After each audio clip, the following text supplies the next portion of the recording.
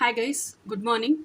So இந்த ஷார்ட்ஸில் நான் என்ன ட்ரை பண்ணியிருக்கேன் அப்படின்னா, நிறைய பேர் வந்து நோ கான்டாக்ட் ஜோனில் இருக்காங்க. இருந்தால் கூட என்னுடைய ஃபிசிக்கல் மாஸ்குலின், அதாவது எர்த்லி மாஸ்குலின் என்னை எப்போ தேடி வருவான், எப்போ ஊரறிய உலகறிய இந்த ஹோல் வேர்ல்டுக்கும் அனௌன்ஸ் பண்ணி எங்கள் ரிலேஷன்ஷிப்பை அக்னாலேஜ் பண்ணி எங்களுக்கு மேரேஜ் நடக்கும் அப்படிங்கிறது நிறைய பேரோட கொஷினாக இருந்துச்சு.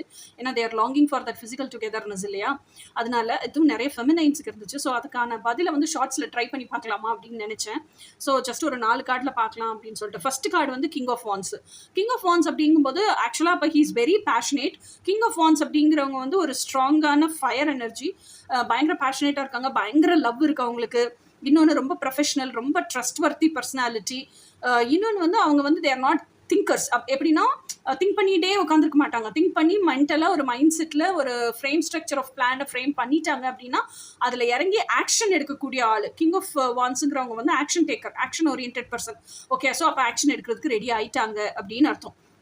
ஹேங்க்டு மேன் கார்டு வந்திருக்கு. ஹேங்க்டு மேன் கார்டு வந்து எனக்கு எதை காமிக்குது அப்படின்னா, அவங்க ப்ளஸ் அண்ட் மைனஸும் யோசிக்கல, எப்படி பீப்புள் எல்லாம் ஹேண்டில் பண்ணலாம், எப்படி அவங்களெல்லாம் சரி பண்ணி நம்ம வந்து இந்த மேரேஜ் பண்ணிக்கணும் அப்படிங்கிற அந்த ஃபெமினைனோட ஆசை இருக்கு இல்லையா, அவங்களுக்கும் அந்த ஆசை இருக்கு.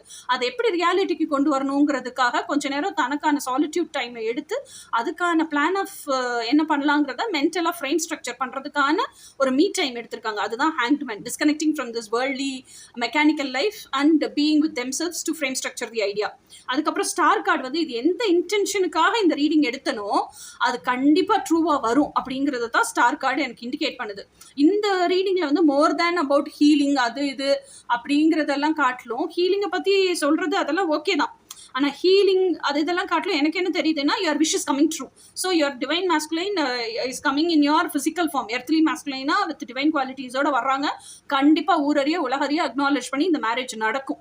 அதை தான் வந்து இந்த ஸ்டார் கார்டு காமிக்குது. ஏன்னா எப்போ ஒரு ரீடிங்கில் ஸ்டார் கார்டு சன் கார்டெல்லாம் வருதோ அப்போ your dream is definitely coming true. அதுதான் அர்த்தம். இன்னொன்று 5 ஆஃப் கப்ஸ் அப்படிங்கிறது எனக்கு எப்படி தெரியுது அப்படின்னா, ஒரே ஒரு விஷயம் தான் இதில், நீங்கள் உங்கள் பழைய ஸ்டாக்னண்டான அந்த எனர்ஜியில் எம்டினஸ்லேயே இருக்கிறத விட்டுட்டு இந்த டேபிளில் 2 புது கப் இருக்கு பாருங்க. ஆக்சுவலாக மாஸ்குலைன் அதை பார்க்க ஆரம்பிச்சிட்டாங்க. ஏன்னா ஃபெமினைன் இன்னர் ஒர்க் பண்ணி அந்த மாஸ்குலைனும் பார்க்க ஆரம்பிச்சிட்டாங்கிறதா எனக்கு இங்கே இண்டிகேஷனாக கிடைக்குது. ஏன்னா இங்கே மேலே பலூன்ஸ் கட்டியிருக்காங்க பாருங்க. அப்போ இதுலேயே ஒட்டியிருந்தாங்கன்னா எப்படி செலிப்ரேஷன் மூடுக்கு வந்திருப்பாங்க? அவங்க வரவே மாட்டாங்கல்ல. அப்போ டேபிளில் இருக்க இந்த 2 கப்பை பார்த்ததுனால தான் அவங்க செலிப்ரேஷன் மூடுக்கே வந்திருக்காங்க. அந்த பலூன்ஸ் எல்லாம் என்ன காமிக்குதுன்னா, so it's happy occasion, they're ready to celebrate. So it is a very big positive reading. So இதை ஒரு சின்ன ஷார்ட்ஸில் கொடுக்க முடியுமான்னு ட்ரை பண்ணேன். If you are satisfied, let me know in comments.